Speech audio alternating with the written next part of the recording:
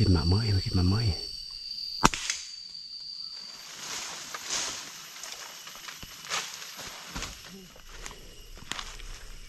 เรียบร้อยทุกคนก็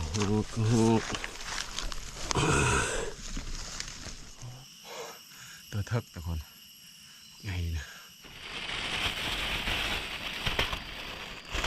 สาวไทยคนนี้เอง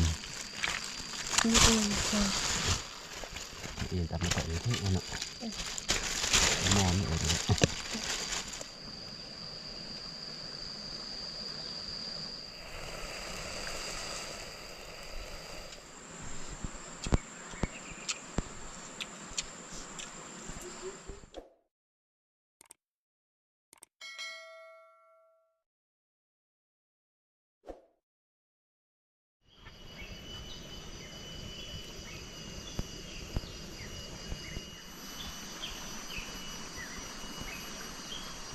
สบายดีทุกคนดีๆไม่แห้งบัดสุขุทุกคนดีครับชมบ่าวผู้ไทยสบายเอาเศร้าทุกคนวันนี้ก็ยังอยู่ป่าคือเก้ากับสาวผู้ไทย เตือนมากระสิไปหาหลัดเศร้าทุกคนเลยนี่สาวผู้ไทยจะพันเปิ่มเมื่อคืนเปิ่มเมื่อคืนเฮ้ยจะพันเปิ่มน้ำที่ไม่คือนอนรับพันดีเมื่อคืนนี่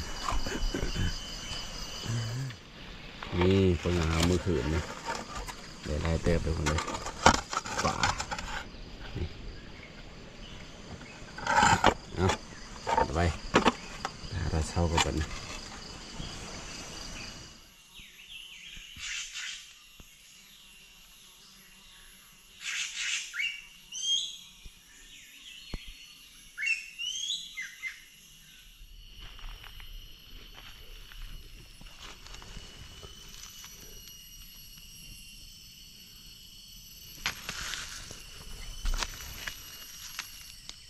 มีหน่อยไม่กัดเลย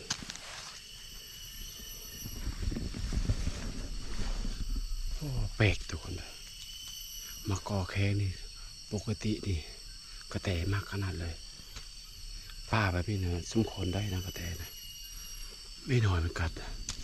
มาเอาล่นติดนี่แต่มันไม่หน่อยมันกัดเลย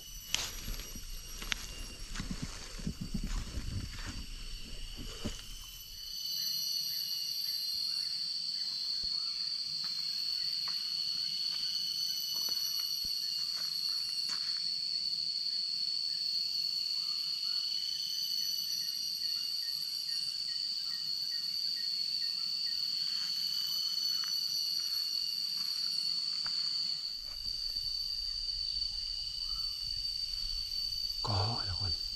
พอแล้วเด็กไม่กินหมาเมยกินหมาเมยก็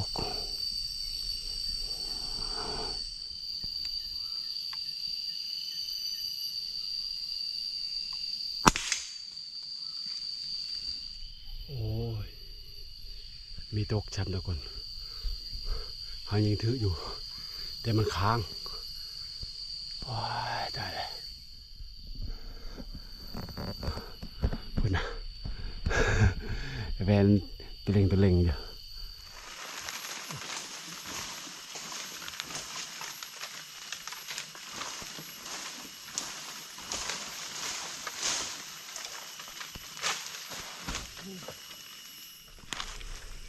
เรียบร้อยทุกคน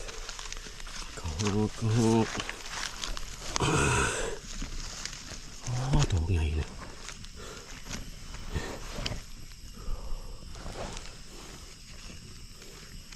เอามาน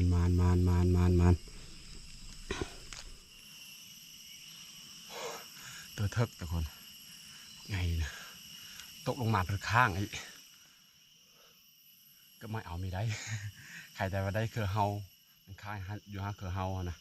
สันคือเฮามันตกลงมาโอเคโย่เศร้ามัน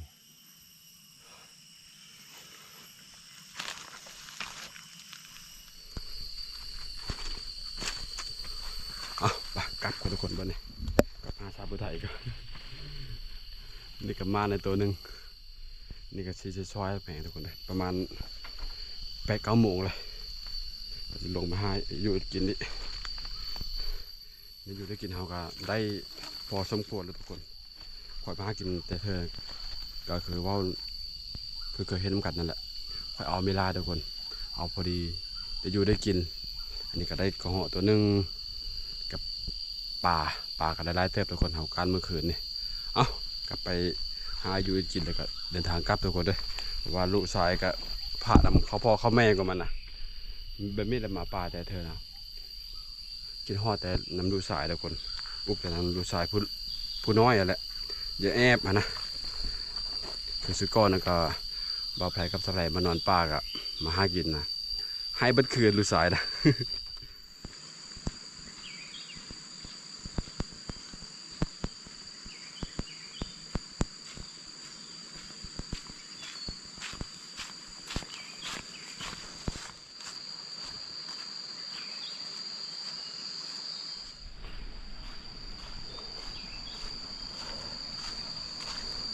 จะได้กินปลานี่ปลาได้มาหวานทุกคนคืนนี้นะไปการกระชับผู้ไทยไปไล่เติบ โอ้ย มันไม่ตายตัวเอ็น3 โตเอ็น โอ้ย โอ้ตัว ไปแล้วตัวนี้นะเฮาสิเอามากินเยอะเฮินตัวนี้ตัวมันตายแล้วเฮาเยอะกินนี่เจ้าพอได้เบอร์เห็นแล้ว เป็นแล้ว อ้าว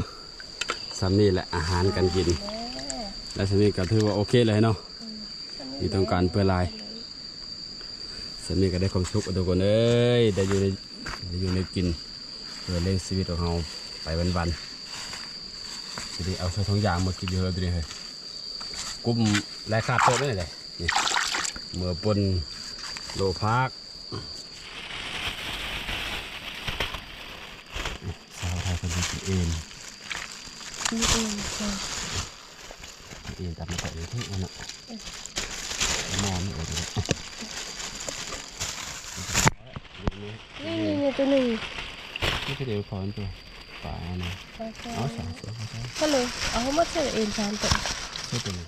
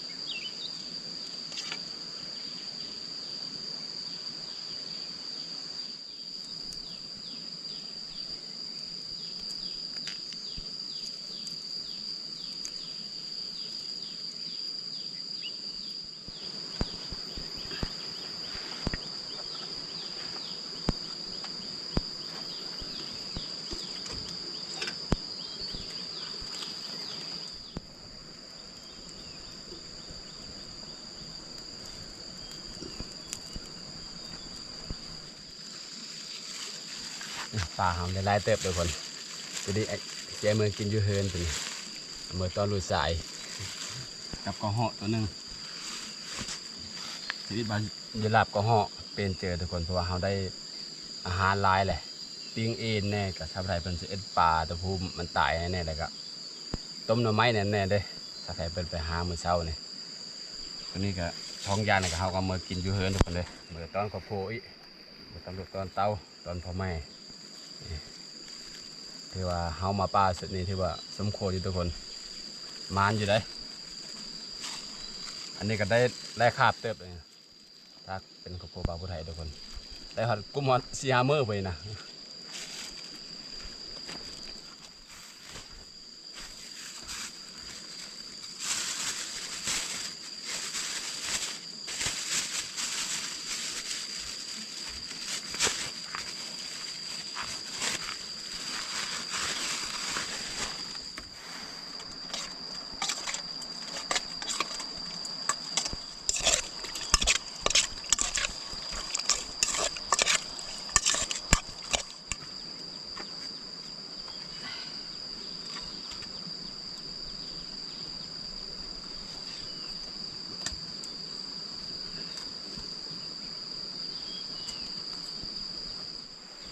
กินข้าวแต่เธออยากกินข้าวแซ่บกูเธอทุกคนเลย เพื่อแต่มาแต่หากินกับ8-9 โมงแล้วเพื่อกินแล้วพอดี11-12 โมงนี่อาหารหามานี่อ้อปลากับปิ้งปลาปิ้งเอ็นต้มหน่อไม้ก็เหาะกันเมื่อตอนลูก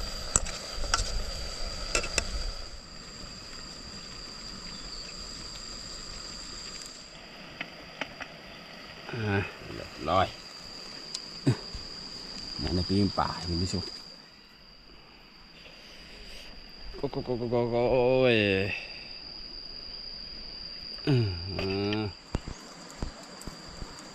มากรอบไปเลยแต่มาอันนั้นกรอบแบบไหม มีกรอบมีไข่ไม้กันไม่กิน ซาเวลกันมาปีกห่อปีกเป็นกระยาเพิ่นน่ะหมักกับกรอบ กรอบจนใหญ่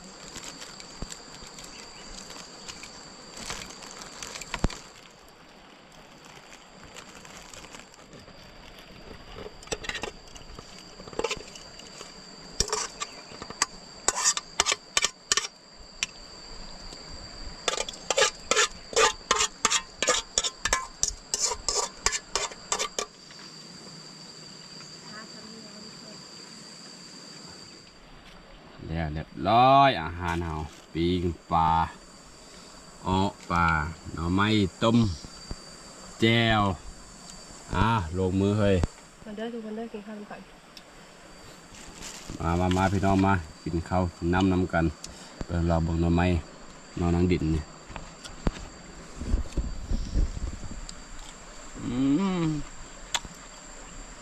วางนั่นเดียว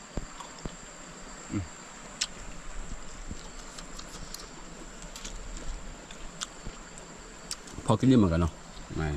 อยากลงทุนขุดเอาอยู่กับพื้น ปลามันคือก็ได้ลายอ่ะ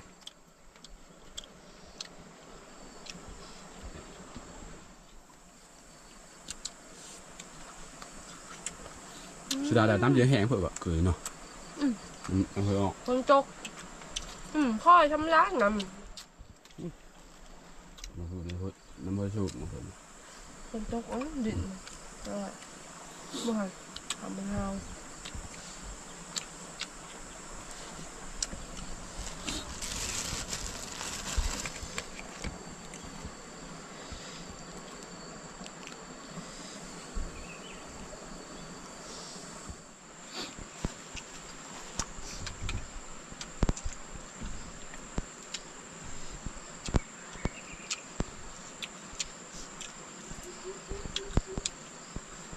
มาโรงพยาบาลเนี่ยสมัยที่ชายจำแจวคนจก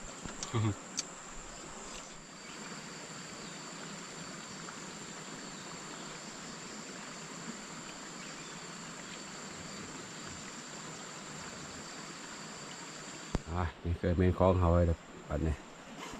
กินข้าวกินน้ำแล้วก็พากันก้าไปน้องเลยนี่อาหารเอา อันนั้นทงคันนี้แม่เอามาเบิดเบิด นี่กันมันเลิกเอามากินเถอะดิฮะทงเบิดเลยทงนี่ล้างเอาทงเก่านี่ล้างทงชั้นนี้เมื่อไปนี่ก็แล้วคาบนึงได้แต่เลยอยู่เลยเม้นเคยมีคล้องเอานี่เคยมีคล้องเอาพากันกลับทุกคนเลยไปเลยมาอยู่หากินชุดนี้ก็ถือว่าสมโคอยู่ทุกคนถือว่ามานเติบหนึ่งอยู่เขาก็ได้ตายคาบเติบนะมือกินอยู่เหินกับประมาณกุ้ม2-3 มื้อทุกคนเลยอันนี้เขาจบคลิปเพลงก่อนทุกคนเปิดพวกเขามาเบิ่งกันก็มากับเจออะไรอยู่ดีไม่แห้งเบิดสักครู่ทุกคน